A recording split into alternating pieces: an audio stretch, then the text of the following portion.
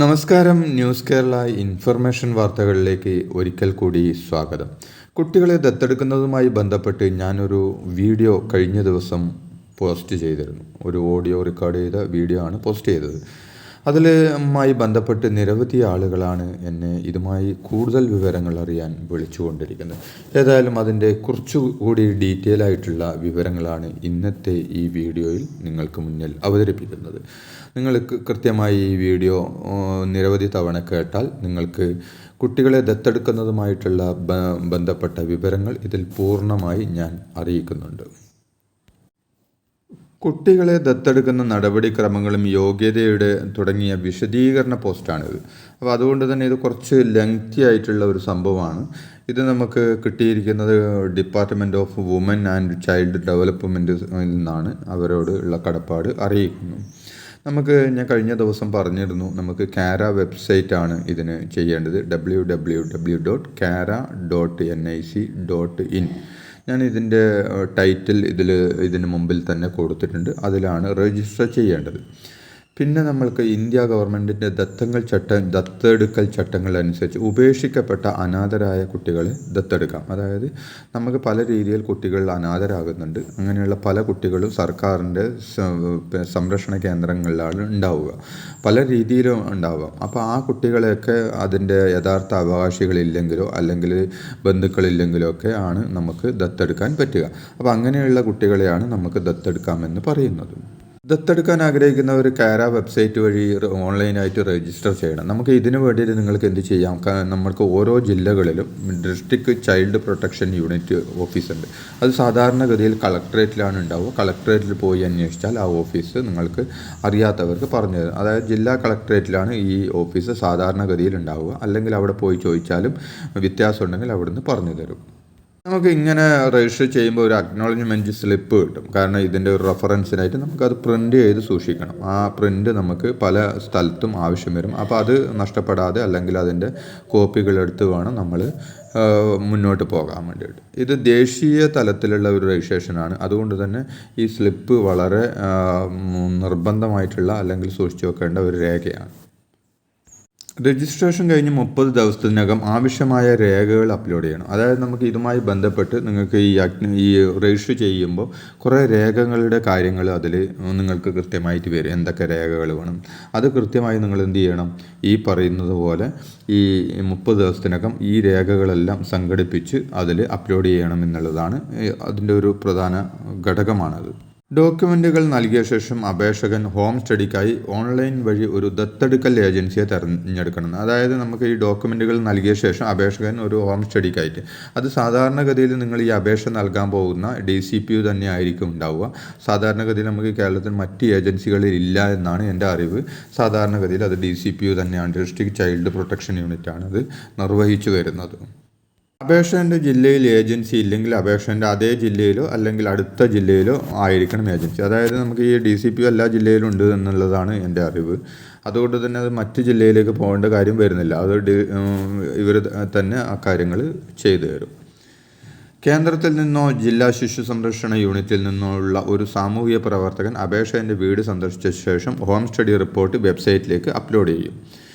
Report തയ്യാറാക്കിയ specialised adoption agency ദത്തെടുക്കാൻ ആഗ്രഹിക്കുന്ന മാതാപിതാക്കളുമായി ദത്തെടുക്കുന്നതിന് മുമ്പുള്ള ഫോസ്റ്റർ പ്ലേസ്മെൻറ്റ് തീയതി മുതൽ 2 വർഷത്തേക്ക് 6 പ്രതിമാസ അടിസ്ഥാനത്തിൽ post adoption follow up report തയ്യാറാക്കും. സീനിയോറിറ്റി മുൻഗണനാ അടിസ്ഥാനത്തിൽ ദത്തെടുക്കാൻ ആഗ്രഹിക്കുന്ന രക്ഷിതാവിന് കുട്ടികളുടെ photo, child study report, medical പരിശോധനാ റിപ്പോർട്ട് എന്നിവ ഉൾപ്പെടുന്ന 3 കുട്ടികളുടെ പ്രൊഫൈൽ കാണിക്കും. അതായത് നിങ്ങൾക്ക് ഇതെല്ലാം റെഡിയായി എന്ന് കണ്ടു കഴിഞ്ഞാൽ ഈ ദത്തെടുക്കാൻ ആഗ്രഹിക്കുന്ന കുട്ടികൾ, അത് ദത്ത് കൊടുക്കാൻ പറ്റിയ കുട്ടികൾ റെഡി ഉണ്ടെങ്കിൽ അവരുടെ ചൈൽഡ് സ്റ്റഡി റിപ്പോർട്ടെല്ലാം കഴിഞ്ഞതിന് ശേഷം, മെഡിക്കൽ റിപ്പോർട്ടെല്ലാം കഴിഞ്ഞതിന് ശേഷം നിങ്ങൾക്ക് 3 കുട്ടികളുടെ പ്രൊഫൈൽ കാണിക്കും. തുടക്കത്തിൽ ഒരു കുട്ടിയുടെ പ്രൊഫൈൽ ദത്തെടുക്കാൻ രക്ഷിതാവിനെ കാണിക്കും. ആ കുട്ടിയെ സ്വീകരിക്കുന്നില്ലെങ്കിൽ അടുത്ത 90 ദിവസം കഴിഞ്ഞിട്ടാണ് അടുത്ത കുട്ടിയെ കാണിക്കുക. കുട്ടികളുടെ പ്രൊഫൈൽ കണ്ടതിന് ശേഷം ദത്തെടുക്കാൻ ആഗ്രഹിക്കുന്ന മാതാപിതാക്കൾക്ക് 48 മണിക്കൂറിൽ ഒരു കുട്ടിയെ ദത്തെടുക്കാൻ റിസർവ് ചെയ്യാം. അതിലേതെങ്കിലും ഒരു കുട്ടിയെ, നിങ്ങൾക്ക് കാണിച്ച കുട്ടികളിൽ ഏതെങ്കിലും ഒരു കുട്ടിയെ നിങ്ങൾക്ക് സെലക്ട് ചെയ്യുക എന്നതാണ് അതിൽ പറയുന്നത്. അത് കഴിഞ്ഞാൽ രക്ഷിതാക്കൾ കുട്ടിയെ റിസർവ് ചെയ്ത തീയതി മുതൽ 20 ദിവസത്തിനകം കുട്ടിയെ നേരിട്ട് സന്ദർശിക്കാൻ സ്പെഷ്യലൈസ്ഡ് അഡോപ്ഷൻ ഏജൻസി ദത്തെടുക്കാൻ ആഗ്രഹിക്കുന്ന മാതാപിതാക്കൾക്ക് വേണ്ട ഉപദേശങ്ങൾ ആ സമയത്ത് നൽകുന്നതാണ്. കുട്ടിയെ ദത്തെടുക്കാൻ ആഗ്രഹിക്കുന്ന മാതാപിതാക്കളുമായി തീരുമാനത്തിലെത്തുന്ന തീയതി മുതൽ 10 ദിവസത്തിനുള്ളിൽ പ്രസക്തമായ രേഖകൾ സഹിതം അഡോപ്ഷൻ ഏജൻസിയെ ബന്ധപ്പെട്ട കോടതിയിൽ ഒരു അപേക്ഷ ഫയൽ ചെയ്യും. കോടതിയിൽ നിന്ന് ദത്തെടുക്കാനുള്ള ഉത്തരവ് 2 മാസത്തിനുള്ളിൽ തന്നെ ലഭിക്കുകയും ചെയ്യുന്നു. കുട്ടിയുടെ ജനന സർട്ടിഫിക്കറ്റിൽ പുതിയ രക്ഷിതാക്കളെ മാതാപിതാക്കളായി ചേർക്കാനുള്ള ഉത്തരവും കൂടെ ലഭിക്കുന്നു. നമുക്ക് ഈ നടപടിക്രമങ്ങളെല്ലാം പൂർത്തിയായി കഴിഞ്ഞാൽ ഈ കുട്ടിയുടെ ജനന സർട്ടിഫിക്കറ്റിൽ ആ രക്ഷിതാക്കളുടെ പേര് ചേർക്കും. അപ്പോൾ കുട്ടിക്ക് എന്തെങ്കിലും പേര് നിങ്ങൾക്ക് ഇടാൻ ഉദ്ദേശിക്കുന്നുണ്ട്, ആ പേരൊക്കെ ആ സമയത്ത് ചേർക്കാം. കുട്ടിയെ വേറൊരാൾക്ക് കൈമാറാൻ, നിങ്ങളിപ്പോൾ ഏറ്റെടുത്ത കുട്ടിയെ ഒരു കാരണവശാലും നിങ്ങൾക്ക് വേറൊരാൾക്ക് കൈമാറാൻ പാടുള്ളതല്ല. അങ്ങനെ ചെയ്തു കഴിഞ്ഞാൽ അത് ക്രിമിനൽ കുറ്റമായി മാറും. മരണമോ മറ്റേതെങ്കിലും കാരണത്താലോ ദമ്പതികളുടെ അഭാവം ഭാവിയിൽ ഉണ്ടാവുകയാണെങ്കിൽ കുട്ടിയെ സംരക്ഷിക്കുവാൻ തയ്യാറാണെന്നുള്ള ചൈൽഡ് സെക്യൂരിറ്റി അണ്ടർടേക്കിംഗ് രക്ഷിതാക്കളുടെ അടുത്ത ബന്ധുക്കൾ ഒപ്പിട്ട് നൽകേണ്ടി വരും. അതായത് ഈ കുട്ടിക്ക് ഈ ഏറ്റെടുക്കുന്നവർക്ക് എന്തെങ്കിലും അസുഖമോ അല്ലെങ്കിൽ മറ്റൊന്നും ഇല്ല എന്നുള്ളത് ഉറപ്പ് വരുത്തിയതിന് ശേഷമാണ് കുട്ടിയെ നൽകുക. ഇതിനിടയിൽ ഈ രക്ഷിതാക്കൾ മരണപ്പെടുകയാണ്, ഏറ്റെടുത്തവർ മരണപ്പെടുകയാണെങ്കിൽ അവരെ ഈ കുട്ടിയുടെ പിന്നീടുള്ള സംരക്ഷണം ഞങ്ങൾ ഏറ്റെടുത്തോളാം എന്നുള്ള രക്ഷിതാക്കളുടെ അടുത്ത ബന്ധുക്കൾ ഒപ്പിട്ടിട്ട് ഒരു സത്യവാങ്മൂലം നൽകണം. എലിജിബിലിറ്റി അടക്കമുള്ള കൂടുതൽ വിവരങ്ങൾക്ക് ശിശു സംരക്ഷണ യൂണിറ്റ് DCPO ഓഫീസുമായിട്ടാണ് ബന്ധപ്പെടേണ്ടത്. സംസ്ഥാന സർക്കാരിൻ്റെയും കേന്ദ്ര സർക്കാരിൻ്റെയും എല്ലാ പരിപാടികളുടെയും നോഡൽ ഇംപ്ലിമെൻ്റ് ഓർഗനൈസേഷനായി WCD ഡയറക്ടറേറ്റ് പ്രവർത്തിക്കുന്നു. പ്രധാന ഗുണഭോക്താക്കൾ: അനാഥർ, ഉപേക്ഷിക്കപ്പെട്ടവർ, കീഴടങ്ങിയ കുട്ടികൾ, ദത്തെടുക്കാൻ ആഗ്രഹിക്കുന്ന മാതാപിതാക്കൾ. ദത്തെടുക്കാൻ ആഗ്രഹിക്കുന്ന മാതാപിതാക്കൾക്ക് ഉള്ള യോഗ്യതാ മാനദണ്ഡമാണ് ഇനി പറയുന്നത്. ദത്തെടുക്കാൻ സാധ്യതയുള്ള മാതാപിതാക്കൾ ശാരീരികമായും മാനസികമായും വൈകാരികമായും സ്ഥിരതയുള്ളവരും സാമ്പത്തികമായി കഴിവുള്ളവരും ജീവന് ഭീഷണിയാകുന്ന ആരോഗ്യ പ്രശ്നങ്ങൾ ഇല്ലാത്തവരുമായിരിക്കണം എന്നുള്ളതാണ്. അതായത് മറ്റ് രോഗങ്ങളോ എന്തെങ്കിലും ഗുരുതരമായ ആരോഗ്യ പ്രശ്നങ്ങളുള്ളവർക്കൊന്നും കുട്ടികളെ കിട്ടില്ല എന്നുള്ളതാണ്. ദത്തെടുക്കാൻ ആഗ്രഹിക്കുന്ന ഏതൊരു മാതാപിതാക്കൾക്കും അവൻ്റെ വൈവാഹിക നില പരിഗണിക്കാതെയും അദ്ദേഹത്തിന് ജീവശാസ്ത്രപരമായ മകനോ മകളോ ഉണ്ടോ ഇല്ലയോ എന്നത് പരിഗണിക്കാതെ ഇനി പറയുന്നവയ്ക്ക് വിധേയമായി ഒരു കുട്ടിയെ ദത്തെടുക്കാം. അതായത് വിവാഹിതരായ ദമ്പതികളുടെ കാര്യത്തിൽ ദത്തെടുക്കലിന് ഇരുവരുടെയും സമ്മതം ആവശ്യമാണ്. ഒരൊറ്റ സ്ത്രീക്ക് ഏത് ലിംഗത്തിലുള്ള കുട്ടിയെയും ദത്തെടുക്കാം. ഒരു സ്ത്രീക്ക് ഏത് ലിംഗത്തിലുള്ള കുട്ടിയെയും എടുക്കാം.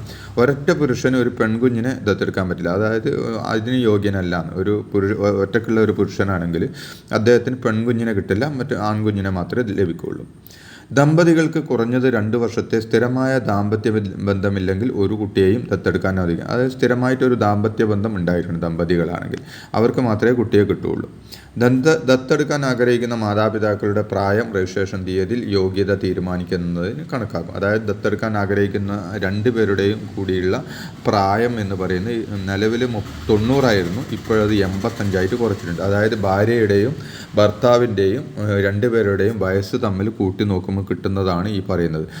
അങ്ങനെയുള്ളവർക്ക് മാത്രമേ ചെറിയ കുഞ്ഞിനെ ലഭിക്കുള്ളൂ എന്നാണ് ഇവിടെ ഞാൻ പറയുന്നത്. കൂടാതെ വിവിധ പ്രായത്തിലുള്ള കുട്ടികൾക്കായി അപേക്ഷിക്കാനുള്ള ദത്തെടുക്കുന്ന മാതാപിതാക്കളുടെ യോഗ്യത താഴെ പറയുന്ന പ്രകാരമാണ്. 4 വയസ്സ് വരെ പ്രായമുള്ള കുട്ടിയെ ദത്തെടുക്കുമ്പോൾ ദത്തെടുക്കാൻ ആഗ്രഹിക്കുന്ന മാതാപിതാക്കൾ ദമ്പതികളുടെ പരമാവധി സംയുക്ത പ്രായം 90 വർഷം. 90 വർഷം എന്ന് പറയുമ്പോൾ അത് 85 ചുരുക്കിയിട്ടുണ്ട്. ഞാൻ കഴിഞ്ഞ ദിവസം DCPOയിൽ വിളിച്ചപ്പോൾ അത് 85 ഇപ്പം നിലവിലെ പ്രായം. ദത്തെടുക്കുന്ന മാതാപിതാക്കളുടെ പരമാവധി പ്രായം 45 വയസ്സാണ് ഭർത്താവിന്. അങ്ങനെയാണ് കണക്കാക്കുക. 40 വയസ്സ് പ്രായം, അപ്പോൾ 85 വയസ്സ് അങ്ങനെയാണ് കണക്കാക്കുക. 4 വയസ്സ് മുതൽ 8 വയസ്സ് വരെ പ്രായമുള്ള കുട്ടിയെ ദത്തെടുക്കുമ്പോൾ ദത്തെടുക്കാൻ ആഗ്രഹിക്കുന്ന മാതാപിതാക്കൾ ദമ്പതികളുടെ പരമാവധി സംയുക്ത പ്രായം 100 വർഷമാണ്. ദത്തെടുക്കുന്ന മാതാപിതാക്കളുടെ പരമാവധി പ്രായം 50 വർഷം. ഒരാൾക്ക് 50 വയസ്സാണ് പരമാവധി ദത്തെടുക്കാനുള്ള പ്രായപരിധി. 8 വയസ്സ് മുതൽ 18 വയസ്സ് വരെ പ്രായമുള്ള കുട്ടിയെ ദത്തെടുക്കുമ്പോൾ ദത്തെടുക്കാൻ ആഗ്രഹിക്കുന്ന മാതാപിതാക്കളുടെ പരമാവധി പ്രായം സംയുക്ത പ്രായം 110 വർഷമാണ്. അതായത് 2 പേരുടെയും കൂട്ടുമ്പോഴുള്ള പ്രായം 110 വർഷം. ദത്തെടുക്കുന്ന മാതാപിതാക്കളുടെ പരമാവധി പ്രായം 55 വർഷം. അതായത് ഒരാൾക്ക് 55 ആണ് പരമാവധി പ്രായം. ദമ്പതികളുടെ കാര്യത്തിൽ ദത്തെടുക്കാൻ ആഗ്രഹിക്കുന്ന മാതാപിതാക്കളുടെ സംയുക്ത പ്രായം കണക്കാക്കും. കുട്ടിയെ ദത്തെടുക്കാൻ ആഗ്രഹിക്കുന്ന മാതാപിതാക്കളും തമ്മിലുള്ള കുറഞ്ഞ പ്രായ വ്യത്യാസം 25 വയസ്സിൽ കൂടാൻ പാടില്ല. കുട്ടിയെ ദത്തെടുക്കാൻ ആഗ്രഹിക്കുന്ന മാതാപിതാക്കളും തമ്മിലുള്ള പ്രായ വ്യത്യാസം 25 വയസ്സ് കുറയാൻ പാടില്ല എന്നുള്ളതാണ് പറയുന്നത്. ദത്തെടുക്കാൻ ആഗ്രഹിക്കുന്ന മാതാപിതാക്കളുടെ പ്രായ മാനദണ്ഡം ആപേക്ഷിക ദത്തെടുക്കലുകളുമായി രണ്ടാനമ്മയുടെ ദത്തെടുക്കലിൻ്റെയും കാര്യത്തിൽ ബാധകമല്ല. 3 അതിലധികമോ കുട്ടികളുടെ ദമ്പതികളെ റെഗുലേഷൻ 2 സബ് റെഗുലേഷൻ 21 നിർവചിക്കുന്ന പ്രത്യേക ആവശ്യകതയുള്ള കുട്ടികളുടെ കാര്യത്തിലല്ലാതെ ചട്ടം 50 പറഞ്ഞിരിക്കുന്നത് പോലെ കുട്ടികളെ പാർപ്പിക്കാൻ പ്രയാസമുള്ളതും ആപേക്ഷിക ദത്തെടുക്കൽ ഒഴികെയുള്ള ദത്തെടുക്കലിനായി പരിഗണിക്കില്ല രണ്ടാനച്ഛനും. അപ്പോൾ അങ്ങനെ ഒരു കാര്യം കൂടി ഇവിടെ പറയുന്നുണ്ട്. ഇനി പറയുന്നത് ഒരു ആവശ്യമുള്ള രേഖകളാണ്. ഒരു കുട്ടിയെ ദത്തെടുക്കുന്ന ദമ്പതികളുടെ വ്യക്തികളുടെ നിലവിലുള്ള ഫോട്ടോ, ദത്തെടുക്കാൻ ആഗ്രഹിക്കുന്ന മാതാപിതാക്കളുടെ പാൻ കാർഡ്, ദത്തെടുക്കാൻ ആഗ്രഹിക്കുന്ന മാതാപിതാക്കളുടെ ജനന സർട്ടിഫിക്കറ്റ്, ജനന തീയതിയുടെ തെളിവ്, താമസരേഖ, Aadhaar card, voter card, passport, current വൈദ്യുതി ബില്ല്, ടെലിഫോൺ ബില്ല്, കഴിഞ്ഞ വർഷത്തെ ടെലിഫോൺ ബില്ല് അത്ര നിർബന്ധമുള്ള കാര്യമല്ല. അത് നമുക്ക് ഈ ഐഡൻറ്റിഫൈ സ്ഥലത്ത് എവിടെയാണ് താമസിക്കുന്നതിന് ഐഡൻറ്റിഫൈ ചെയ്യാൻ വേണ്ടിയിട്ടുള്ളതാണ്. കഴിഞ്ഞ വർഷത്തെ വരുമാനത്തിൻ്റെ തെളിവ്, സർക്കാർ വകുപ്പ് നൽകിയ ശമ്പള സ്ലിപ്പ് അല്ലെങ്കിൽ ഇൻകം ടാക്സ് റിട്ടേൺ ഫയൽ ചെയ്തതിൻ്റെ കാര്യങ്ങൾ. നമുക്കിപ്പോൾ നിലവിലുള്ള റിട്ടേൺ 2.5 ലക്ഷമാണ് ഒരു വർഷത്തേക്ക് വാർഷിക വരുമാനമുള്ളവർക്കാണ് നമുക്ക് കുട്ടിയെ ഏറ്റെടുക്കാൻ കഴിയുക. അപ്പോൾ അത് ITR ചെയ്യുന്നവർക്ക് 2.5 ലക്ഷം ചെയ്യുന്നുണ്ടെങ്കിൽ അവർക്ക് കുട്ടിയെ ദത്തെടുക്കാം. ദത്തെടുക്കാൻ ആഗ്രഹിക്കുന്ന മാതാപിതാക്കൾ വിട്ടുമാറാത്തതോ പകർച്ചവ്യാധിയോ മാരകമോ ആയ രോഗങ്ങളില്ലെന്നും അവർ ദത്തെടുക്കാൻ യോഗ്യരാണെന്നും സാക്ഷ്യപ്പെടുത്താൻ ഒരു മെഡിക്കൽ പ്രാക്ടീഷണറുടെ സർട്ടിഫിക്കറ്റ്, അതായത് ഒരു മെഡിക്കൽ പ്രാക്ടീഷണർ, ഒരു ഡോക്ടറുടെ ഒക്കെ പരിശോധിച്ചിട്ടുള്ള കൃത്യമായിട്ടുള്ള സർട്ടിഫിക്കറ്റ് വേണമെന്നത്.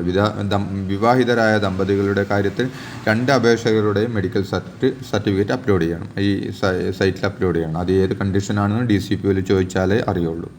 വിവാഹ സർട്ടിഫിക്കറ്റ്, യോഗ്യതയിൽ കോടതിയിൽ നിന്നുള്ള വിവാഹമോചന ഉത്തരവ്, പ്രഖ്യാപനം അല്ലെങ്കിൽ വിവാഹമോചനം സംബന്ധിച്ച സത്യവാങ്മൂലം, വ്യക്തിഗത നിയമപ്രകാരം ഭരിക്കുന്ന വിവാഹമോചനത്തിൻ്റെ കാര്യത്തിൽ അഥവാ വിവാഹമോചനത്തിലുള്ള ഉത്തരവ് നിർബന്ധമല്ല. ദത്തെടുക്കുന്ന മാതാപിതാക്കളുടെ കാര്യത്തിൽ ഇണയുടെ മരണ സർട്ടിഫിക്കറ്റ് ബാധകമെങ്കിൽ ദത്തെടുക്കലിനെ പിന്തുണച്ച് പരിചയക്കാരിൽ നിന്നോ ബന്ധുക്കളിൽ നിന്നോ 2 റഫറൻസ് കത്തുകൾ.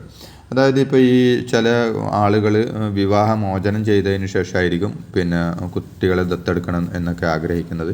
അങ്ങനെയുള്ളവരുടെ കാര്യത്തിലാണ് ഇതൊക്കെ പറയുന്നത്. സാധാരണഗതിയിൽ ദമ്പതികളായിട്ട് എടുക്കുന്നവർക്ക് ഇതൊന്നും ബാധകമല്ല കേട്ടോ.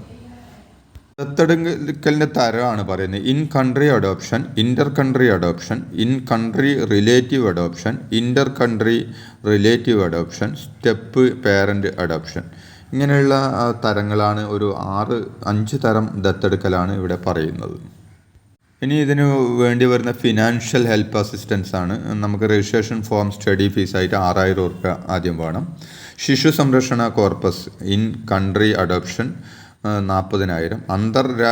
രാജ്യ ദത്തെടുക്കൽ $5000 അതായത് മറ്റ് രാജ്യത്തേക്ക് കുട്ടിയെ കൊണ്ടുപോകാനാണ് $5000 അതിന് അടക്കേണ്ടത്.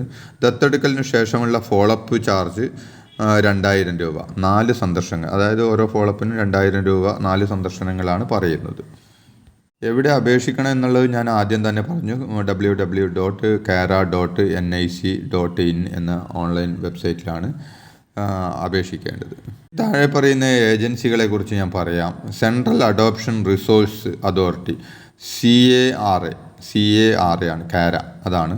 പിന്നെ state adoption resource agency, SARA, SARA, state adoption resource agency. പിന്നെ district child protection unit, DCPU, district child protection. പിന്നെ അതുകൂടാതെ specialised adoption resource agency, SAA, specialised adoption resource agency. State തലത്തിലുള്ള ഒരു അഡോപ്ഷൻ ഏജൻസി കിടക്കുന്ന സാറ, അതിൻ്റെ state adoption resource agency near prison headquarters Poojappura, Thiruvananthapuram. Poojappura മറ്റേ ജയിലിന് സമീപമാണ് ഈ ഒരു ഓഫീസുള്ളത്. അവിടെ പോയാലും നിങ്ങൾക്ക് നേരിട്ട് സ്റ്റേറ്റ് അഡോപ്ഷൻ ഏജൻസി മുഖാന്തരം കാര്യങ്ങൾ അറിയാവുന്നതാണ്. അല്ലെങ്കിൽ DCPU ചൈൽഡ് പ്രൊട്ടക്ഷൻ യൂണിറ്റ് മുഖാന്തരവും നിങ്ങൾക്ക് ഈ വിവരങ്ങൾ നിങ്ങൾക്ക് നേടാവുന്നു. ഇത് തയ്യാറാക്കിയത് CK നാസർ, കാഞ്ഞങ്ങാട്. എൻ്റെ ഫോൺ നമ്പർ ഞാൻ പറയുന്നു: 94 47 15 14 47, 9447151447. CK Nasar, Kanhangad. Child protect team കേരളയുടെ ഫൗണ്ടർ കൂടിയാണ് ഞാൻ. Okay, thank U.